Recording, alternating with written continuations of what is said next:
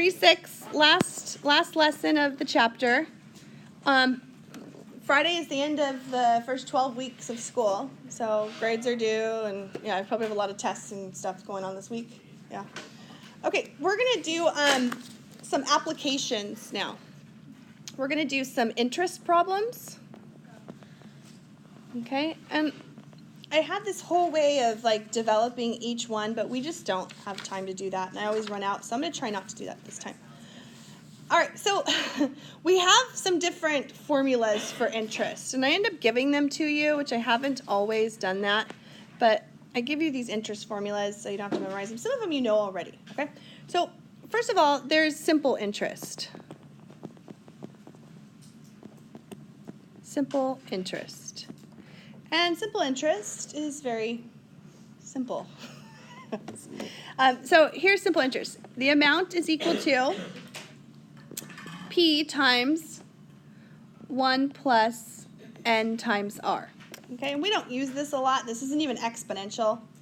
It's kind of like if you borrow money from a friend and they make you pay them simple interest. It's not used a lot, okay? What is used a lot is compound interest. So compound interest is when you take out a loan maybe from the bank and they charge you interest on that.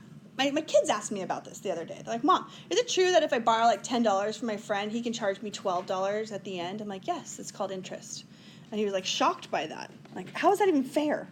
Like, well, he's lending you money, you know, that's what they do. Or if you invest money, you have a certain amount, you put it into your bank account, and they give you money for investing there, okay?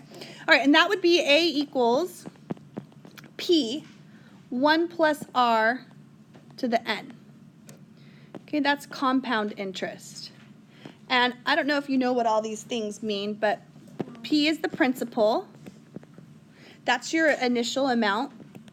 Like if you were going to invest $1,000, P would be 1,000, okay? R is the rate that the bank gives you. Right now the rates are very low, which is not good. And then N is the number of years that you invest that money at, okay? So let's do one, okay? Let's do one of simple interest and compound interest. So number 1, suppose that you want to invest $5,000 at 5% simple interest. Simple interest. Okay. And you're going to compare that if you were to invest the same amount at the same rate, but it was compounded annually, compared to compounded annually.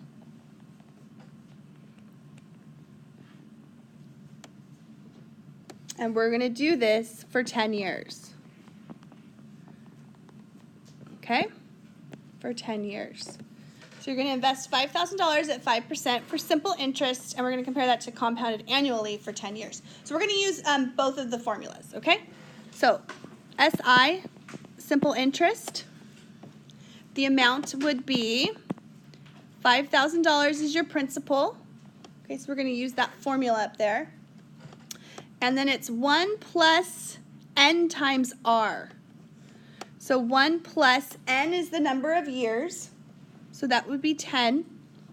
R is the rate that you're getting, which is 5%, so 0.05. Okay? So the simple interest. So you're going to need your calculator today. So if you'll get that out, that would be great, because there's going to be some harder ones coming up that you're going to want to practice. So we'll go 5,000. You can just put parentheses, 1 plus 10 times 0.05. And at the end of 10 years, you will have $7,500 times 0.05. Okay, basically what this is saying is this. Each year, they're giving you 5% of 5,000. Well, 5% of 5,000 is $250. So this isn't compound interest. They're not taking the 250, putting it back on the 5,000, then plugging it in. The next year you get even more. This is just 250, and they're doing this 10 times. And that's why it's $7,500, okay? So let's find out what happens if we do compounded interest annually, okay? Compounded interest would be you take your $5,000, and after that year is up, you've made $250. They're going to take the $250, put it onto the $5,000, now invest that. See the difference between it? The other one, they're not adding on. They add it on at the very end and give it to you as a total. So this would be 1 plus r to the n power, to the 10th power. Okay, and you go to your calculator and you go 5,000 times parentheses 1 plus 0.05 to the 10th power, and you get $8,144.47. So compound interest, you make quite a bit more, $644 more, okay? All right, so we have simple interest, compound interest. Then you could have compound interest that's done k times per year. Compounded k times per year. Okay, and that's going to be this huge formula right here. You ready for it? A equals P 1 plus R over K to the KT. They call it T. Okay, and K means number of times per year. So if they say you're going to invest money and it's compounded monthly, K would be 12. Okay, T in this case would be the number of times that it's compounded, or per year, or years, instead of N. So let me give you a quick example of that one. So let's say, let's just do that same amount, number 2. Let's stick with that $5,000, okay? And at a rate of 5% still. And we're going to compound this monthly. Okay? You could have it compounded semi-annually, you could have it compounded daily, but we're going to compound it monthly. So how much would you have in your account if it's compounded monthly instead of yearly now? That means every single month they're going to take that money that you made during that month, put it back onto your principal, and then give interest on all of that. Okay? So let's plug it all in. And this is where I want you to practice on your calculator. It's a little tricky. So you have 5,000. Do you remember doing this last year? Did you have this formula last year? Maybe not. 1 plus 0.05. So what is 12? Oh, dang it. I said Whoa. Good. I was going to say, what is K if you're compounding it monthly? It's 12. And you're still doing this for 10 years, okay? I should have said that. But it's the same problem. So I did simple interest and found out it was $7,500. I did compounded annually and now compounded monthly.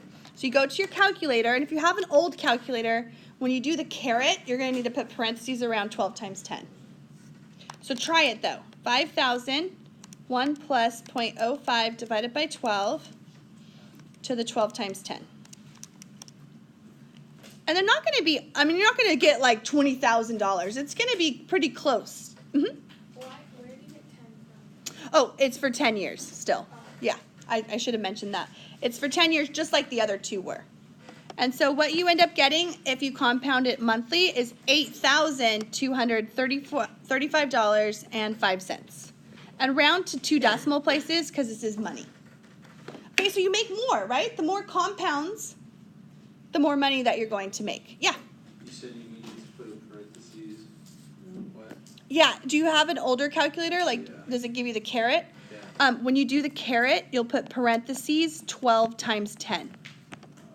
Yeah, if not, you're doing the whole thing to the 12th power, and then you're multiplying it all by 10. Okay, and then we have one more of these, which is when you do something and you compound it continuously.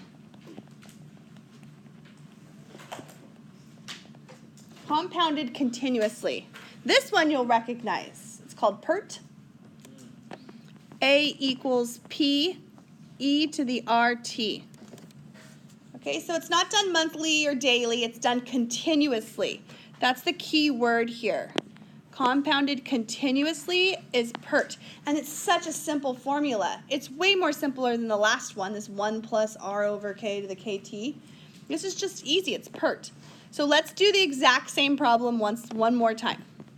Okay? Suppose you have $5,000 and you're going to invest this at 5% interest for 10 years.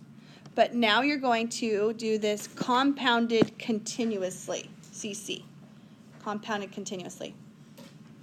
So you're going to go to your calculator.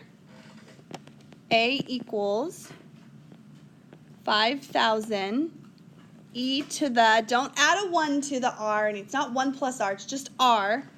So 0.05 times 10. Do you remember PERT from last year? Anybody? Yeah? PERT. 5,000 times e to the, and there's an e on your calculator. It'll give you a parenthesis if you have an older one. And once again, it should be pretty close to what you've been doing. And you end up getting $8,243.61. Okay? So if you look back at all the different amounts, they're all pretty close, except for that compounded, the simple interest isn't really, but that's not exponential. It's the only one that wasn't. All the rest of them are exponential. Okay, so that was part A. I should have labeled that as part A. Let me go back. Part A. There you go. And now we got to go to part B. Ooh, I'm running out of time. Part B. Okay, I'm going to give you two formulas here. We're going to do annuities. Annuities, which is future value. Future value. Okay, so let's say that you decide that you're going to do a 401k when you're older, or, I don't know, they take money out of your paycheck and you're trying to save money, okay? You want to know how much you're going to have at the end when you retire. It's called a future value. And here's the future value, and this is the formula that I give you, and the book does it a little bit differently. So if you're a book reader, it's not going to be the same formula, but I like this formula better. Future value equals R times 1 plus R over K to the KT minus 1 over R over K. Whew. Yeah. Yeah, it doesn't matter either way. Usually I do this first, and then I multiply it by R at the end. Now let me tell you what all these things mean. Well, FV stands for future value, okay? R is going to be the payments, the money. Okay, it's not a principal. You don't put in one amount. You're actually making payments each time, okay? R, the little r there, is the rate that you're getting. It's the percentage. N is the, oh, there's no N. Sorry, I changed it. The book has N. I changed it to this like a little while ago. Okay. K is the number of times per year, kind of like the last one we did. Number of times per year. And T is the number of years.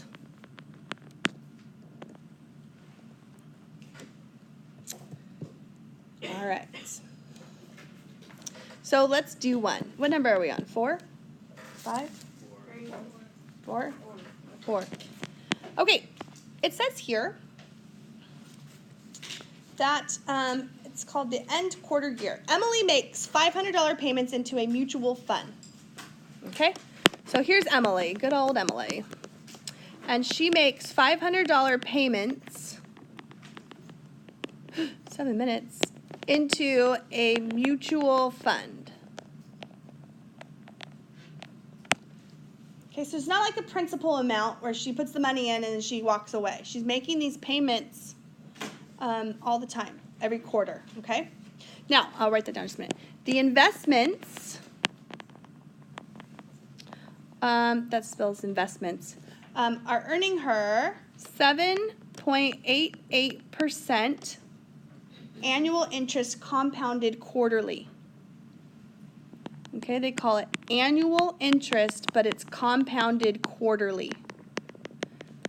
Compounded quarterly. So she makes these payments quarterly. Okay. We want to know what the value of her account is going to be in 20 years from now. Okay? So she's smart. She's looking towards her future. She's investing $500 each quarter. Okay, so it's not just she puts $500 in the bank and she walks away and 20 years later she finds out how much it is. This is happening all the time. She keeps adding to it. That's why the formula is so crazy. Okay, so let's figure out what all this stuff is. First of all, capital R is 500. Okay, that's the payments that she's making. Little r is the rate, so 0.0788. K is the number of times that she's putting the money in this account per year. And how many times is that? 4. Good. Compounded quarterly. Quarterly means 4. 4 times per year. And then T is the number of years that she's doing this at, which is 20. Is that all the stuff we need? Okay, yeah. Okay, so now let's go ahead and put it into our formula. So the future value of her account is going to be 500 times, I like to put a big old parenthesis there, 1 plus 0.0788 over 4 to the, and how many times is this being compounded? K times T. What is that? 80. You can write right there 4 times 20, but it's nice just to put 80 there. She's doing this 80 times, right? 20 years, 4 times a year. Divided by R over K, so 0.0788 over 4. Oops, don't forget the minus 1 up top. Okay, now this is what I'm saying. Like, this is crazy to put in your calculator. Take it in steps, though. Okay? Do this step first, right here. Do this 1 plus 0.0788 divided by 4 to the 80th power. Subtract 1 from it. Divided by, I'm going to hit parentheses, I'm dividing it by 0.0788 over 4. And then at the last step, I'm going to multiply it by 500. So, in 20 years from now, she will have $95,483.39. Okay? The hardest part, I think, is plugging it in. I give you the formula. I do. I don't want you to have to memorize that. That's horrible. Okay, I've got one more, and if I don't finish it, I will have to record it, and you'll have to watch it later. Okay, last part. And this is for a loan. And if you want to buy a car, or you want to buy a house one day, or you want to pay for college, PV stands for present value. Present value. Okay, the present value is equal to R times 1 minus, parentheses, 1 plus R over K to the negative KT over R over K. All of these stand for the same things, okay? But they're going to give you a little bit different scenario. Okay, R is the monthly payments, you know. So here's the problem that they'll do. Last one. It says that you want to purchase a truck. Okay? You want to purchase a truck for $18,500. And you are going to you're going to give them a $2,000 down payment. I'm going to run out of time, huh? Okay. And you are then going to purchase this truck for 4 years. Okay? And the APR, if you ever watch TV and you'll see like car commercials, APR stands for annual interest rate, is 2.9%. That's pretty low. It's nice. Okay? The question is, what will your monthly payments be? What will your monthly payments be? Okay, that's an important thing to ask. Like if you want to buy a truck, you need to find out how much the payments are going to be each month so that you can say, oh yeah, I can afford that or I can't afford that. So let's plug everything in. PV stands for present value. That means how much are you taking a loan out for? In this case, you had $2,000 down, so you're taking a loan out for $16,500. That's what the present value is of the truck after you give them the $2,000. R is what you're looking for. R is the payments that you're going to make.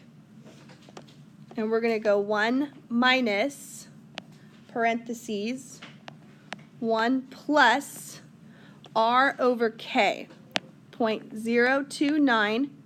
K is 12. Okay, you're making monthly payments. To the negative K times T. Does anyone know what K times T is? Yes, K is 12, T is 4, so that would be negative 48. Sorry, all over 0.029 over 12. Now what you'll want to do, I'll finish this in a minute, you'll figure out what this mess is right here, all of this, and then you'll divide it and find out what R is. Okay? And I'm going to finish that and then I'll post it.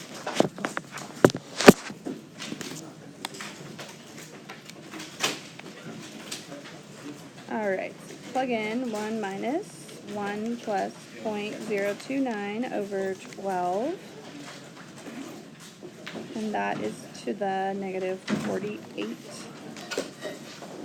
Divide that by 0.029 over 12.